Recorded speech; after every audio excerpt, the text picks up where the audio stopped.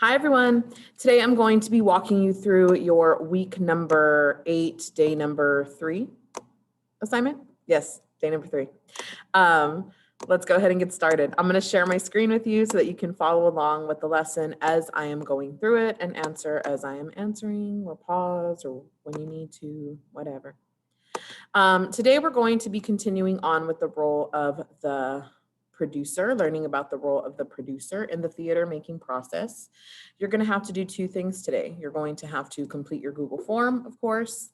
You'll have a short video to watch, and then today is another day, an extra day, if you need more time, to work on your producer budget form. I'm going to be going through that as well.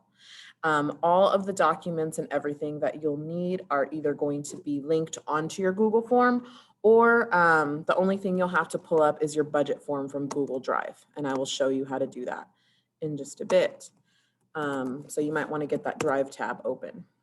But anyway, so as you begin, you're going to see that we're still working on TEKS number 3A and 5D. TEK 3A, which is recognizing and selecting specific technical elements to suggest environment, establish mood, and support character and actions for performance. So what we've been doing in our rehearsal is we've been trying to integrate a little bit more of the technical elements in our performance, such as props, mics, sound, costumes, that kind of thing.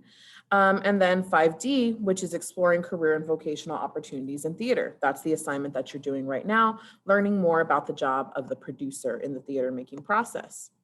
So of course, we're gonna start out by putting in our first and last name,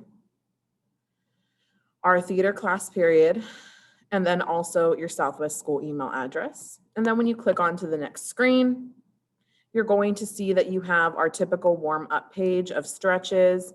Remember, you always have the option to just stretch at your seat. You can do several of these stretches just sitting at your seat. Let me back up so you can see what I'm doing.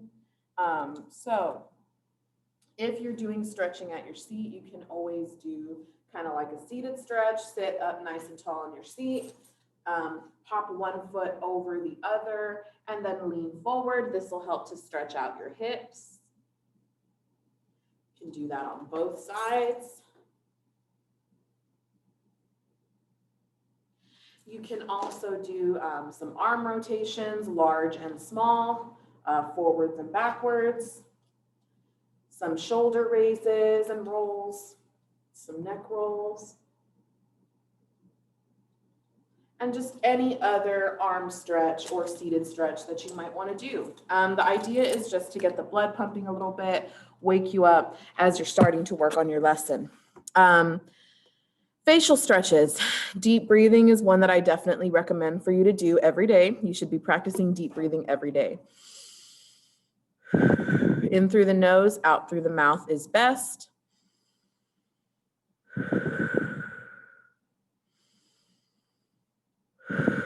I would say do at least 3 to 5 deep breaths. Jaw massage, wake up the muscles in your face. You can do small circles along your face as well as on your cheeks and these muscles up in here. And then big face and small face. Very good.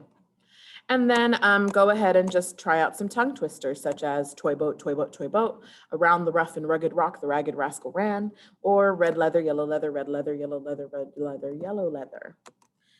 Just choosing at least 3 of them. Open up your mouth. Really start working those muscles in the face. What is the one I just did called? Around the rough. I don't remember the name.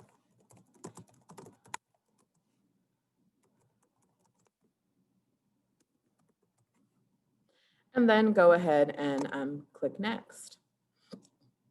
So for activity 1 and 2, which you're going to be doing today, the first is a short video. If you click it, it will open up in a new tab. It's about a 5-minute video. And it's going to be kind of like a question and answer with a professional theater producer. And so you're going to be looking for the answers to 2 questions for this video. The first one is, what does she say is the most enjoyable aspect of her job? What does she have the most fun doing?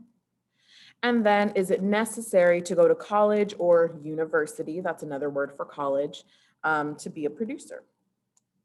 You'll answer those 2 questions. And then if you did not finish, those of you working at home, if you did not finish your budget sheet yesterday or weren't sure how to start it, today is another day for you to work on that budget sheet. So what you're going to do is you're going to look for, if you already made your copy, you're going to look for your budget sheet in Google Drive. If you have not made a copy, you're going to need to go back to yesterday's form, click through, and get to the link. Or actually, by the time you watch this video, I can add in the link to make a new copy if you didn't make one yesterday. So I'll put that there. And so you'll open it up for those of you that are in Drive. You'll search for copy of budget. And so you'll see I have a bunch that are popping up from ones that other people have shared with me or turned into me. But I'm going to open up my example.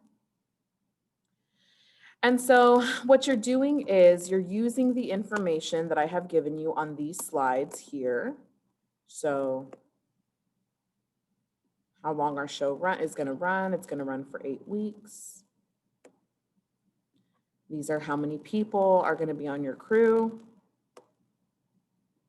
This slide has some different costs, so royalties and scripts, the number of actors you could potentially need, but I've given you that up here as well on this first slide. See, actors up here.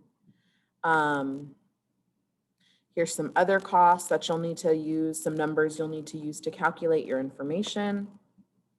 And then, of course, a little bit more information about the venue, how much you have to pay to rent the venue, that kind of stuff. And then, of course, we have our ticket pricing, the capacity of the venue, the number of performances that venue will allow you to do per week. This is all information that you're going to use to fill in here. So if you read each box when you're trying to calculate how much money you're going to spend on our fake show, you are going to see that I've given you a hint of how to calculate it. So, for example, on this first box, the total venue fee is the weekly fee times the number of weeks you want to perform. So what you'll do is you'll choose one of these venues. Yesterday, in yesterday's example, when we went through this in class, I did it for both Black Box and Proscenium. It's up to you. The numbers you're going to see right now on this sheet are for a Proscenium theater. So the weekly fee for the Proscenium theater, if I go back to my form, is $1,000 per week. And I know because I have it on this slide that we're going to be running the show for 8 weeks. So what I would do to calculate that cost is I did my weekly fee of $1,000 times 8, because that's the number of weeks that I'm going to perform. And that's how I came out with this 8,000 number right here. The next thing I did for house manager is I went back and I looked for the venue. Well, how much does a house manager cost for that venue? So in the Proscenium Theater, I need to pay my house manager $75 for every performance. So when I come back over here, what I did, whoops, just closed what we needed. Let me open it back up. Here we go. Fee times the total number of performances. So I have 7 performances per week, and I'm going for 8 weeks. So 7 times 8, that gives me a total number of performances of 56, which is right here. And then I multiplied that by my house manager fee, which was $75. So 56 times 75, I came out with this number, and that's what I entered into the box. And so you're going to go through and look for the information on your Google form. It's all there on these slides where it says use your information to help you calculate your costs. You're going to continue doing that for each column on this side and then each column on this side. Then when you get to the bottom of your form, this is where it's going to tally up how much you spent, total expenditure. That means how much money you spent trying to put up the show. You'll end up with a total income. And then you'll be able to see if you made a profit on the show or not. And so you will turn this in. You have all day today, and then tomorrow will be a catch-up day. So you have today and tomorrow to finish working on it if you did not finish working on it on the first day. And so what you'll do for your exit ticket is you'll tell me today about the progress that you made on your budget form. So if you've already finished it, that's when you'll type in, I've already finished it. You can share it with me right away, or you can wait until Friday. That's kind of up to you. But once you're done, you'll click submit, and then that's it. You're done for the day. I hope this video was helpful to you all. Remember, if you need help, you can always reach out to me on Google Classroom, Remind, email, or just by popping in on our live sessions during the day. Well, that's it for today, everyone. Remember, today's a great day. You are in control of you, and today is a great day. Every day is a great day to do your best.